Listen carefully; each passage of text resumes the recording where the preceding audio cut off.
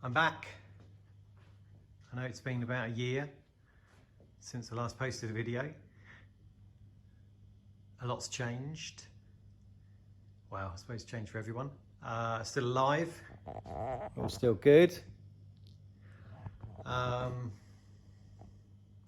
The Ferrari and the Porsche are still here. Might sell those, put them in the RM auction, or sell them privately. Got a couple of interested parties for those.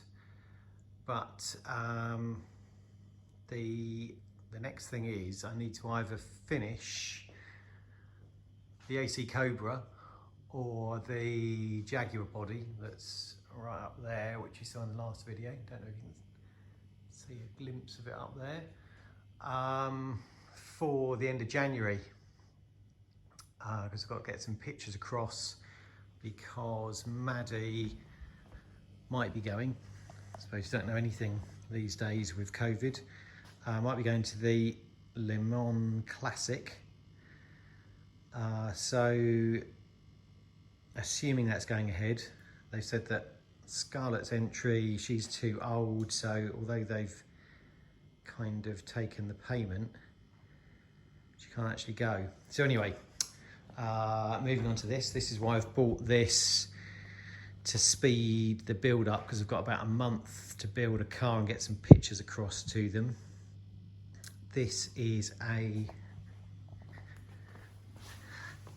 Mudrocks GT50. Don't know what's a GT50.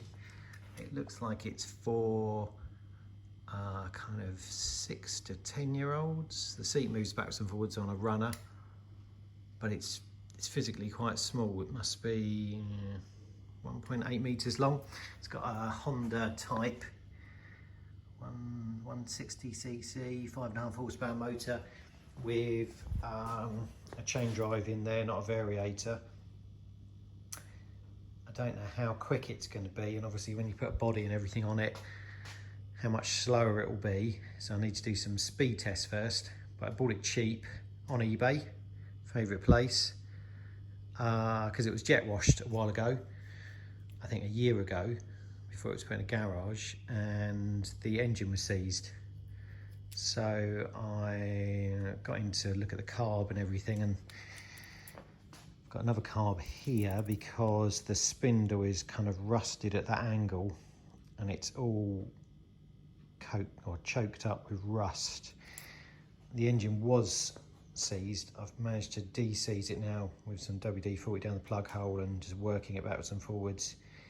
Don't know whether there's bore damage, so might be changing that out for like a Honda step-through motor. I'll chuck this carb on, see if it works, see how fast it is, see what the gearing's like. And yeah, the advantage with the step-through motor is it's got reverse. You can get a 3-speed semi-auto with reverse, so that might work better. It's got suspension, but obviously it's a bit high up, so it's got rack and pinion steering. And obviously got to change the wheels, got to change the wheelbase, probably cut it through there and lengthen it, swap the seats out, get it much lower. The rear suspension is like the engine cage frame at the back, which just hinges on that point. Anyway, I think it's quite a few bits I can use to try and speed things up. I've got some front suspension uprights which have got disc brakes on them, so I might try and get disc brakes on the front, because at the moment it's just a rear disc at the back. Down there, off a bike. And obviously the wheels are too small, I think they're 6s. So yeah, it needs lengthening, lowering. Yeah, but it might give me some bits to start, well, not some bits to start, to make it much quicker to build.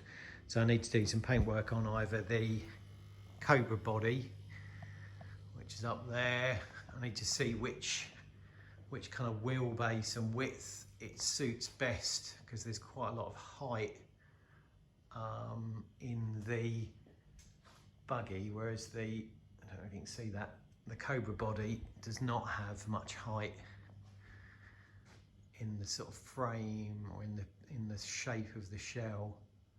So it might be a case of the Jaguar and the Cobra's not going to work at all. Don't know. Anyway, that is an update. Yeah, sorry it's been so long. Work's been a bit crazy. Yeah, hope everyone is good. Updates in January. Thanks for watching.